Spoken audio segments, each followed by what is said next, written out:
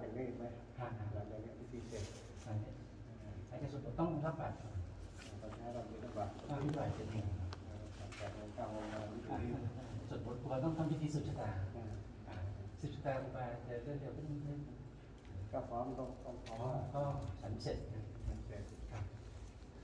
แต่จะรวมกันหมดไม่ได้หรอกเพราะว่า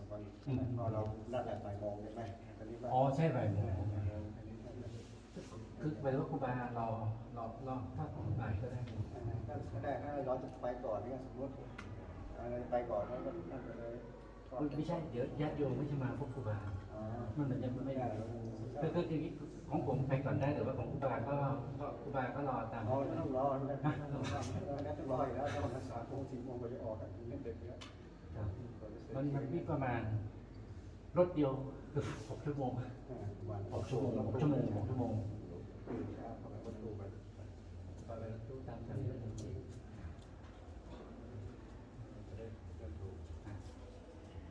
เรามากี่คนของผม29 คน29รวมหมดครับ29เลือกมาก่อนเลยอะไรครับอ๋อแล้วปฏิทินไปให้โยมเนี่ยครับ29 30ก็ได้มาทำจิตปฏิทินเราเลือกอะไรขอถวายครูบามีทั้งหลายอย่างขอถวายเลย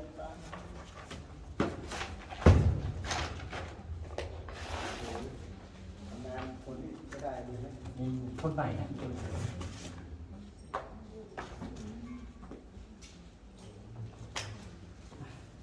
คนใหม่คณะเราใครยังไม่ได้รับไปเลยอ่ะจะได้เร็วจะไปโยนยังไงดิโดนโยนหนังสือขอโทษรับไปเลยดีกว่าครูบาตอนนี้บ้านอยู่คนละรูปไปเลยรับไปเลยแจกนิดหน่อยเดี๋ยวรุ่นน้องมารับเลยไปสวัสดีแจกเนี่ยจบเรื่องมันไม่ต้องเก็บ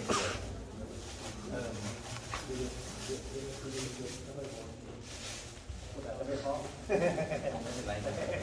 โดน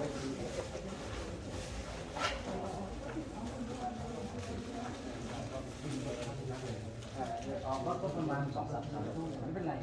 แล้วเช้าก็มาแล้วบ่ายโมงเย็น7 โมง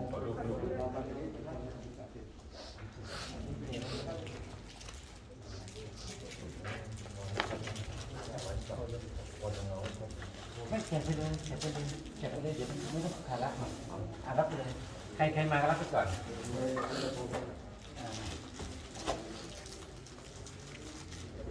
เยอะหรอไม่ใช่นี่เขาเป็นจบเกียรตินิยมอันดับ 2แล้วก็ไปเป็นพระธรรมทูตนิวซีแลนด์ไม่ดังเหมือนซุปกองนะไม่เอาดังคนละแบบ ดังวันนี้ก็มีคนใหม่ๆไม่ได้อะไร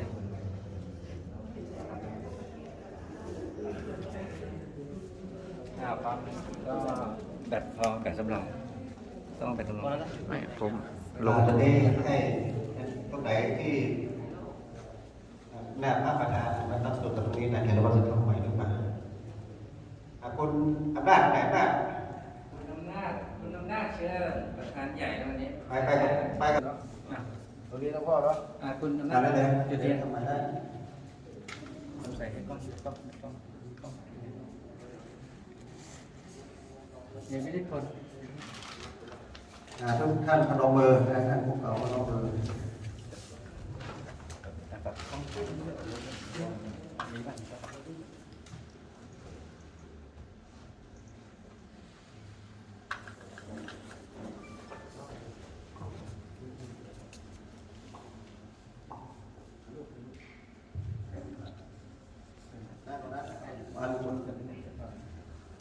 นัดไปด้วยกันให้ดูดีๆหน่อยสามัคคีคือพลังแต่อย่าอยู่ใกล้ชิดกันมากเกินไปเนี่ยอันตราย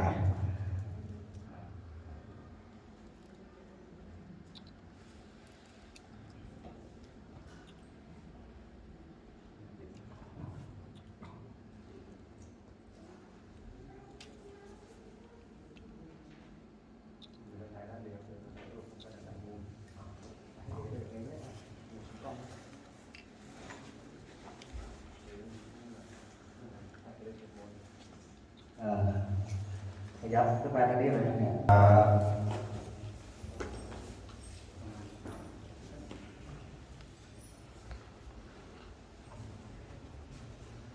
โยโสภะคะวะอะระหังสัมมาสัมพุทโธสวากขาโตเยนะภะคะวะตาธัมโมสุปฏิปันโนยัสสะภะคะว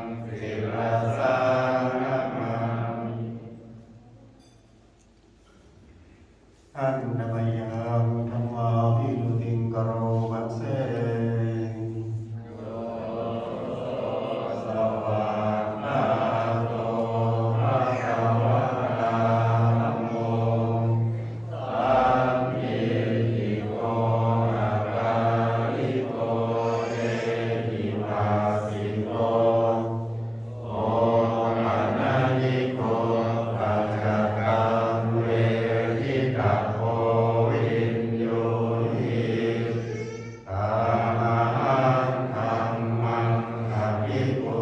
ชยามิธัมมังธัมมังศิรสานามามิอันดายังสังฆามิดุติงกโรมะเสโยโสสุปฏิปันโนภะคะวะโตสาวกสังโฆโอสุปฏิปันโนภะคะวะโตสาวกสังโฆยายาปฏิปันโนภะคะวะโตสาวกสังโฆสามีจิปฏิปันโนภะคะวะโตสาวกสังโฆยามิคังจัตตาริปุริสายุคานิอาตาปุริสาปุคลาเอสะภะคะวะโตสาวกสังโฆอาหุนายโยปาหุนายโยทักขินายโยอัญชลีภรณิโย